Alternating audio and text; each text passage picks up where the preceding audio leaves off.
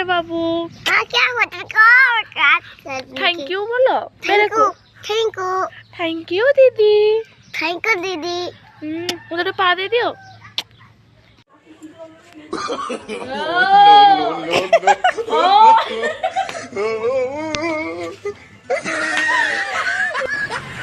Good morning आपण मन तो टिके कॉमेडी देखिदेले आपण मन को मो कॉमेडी केमती लागला कॉमेडी माध्यम रे निहाती जणेबे।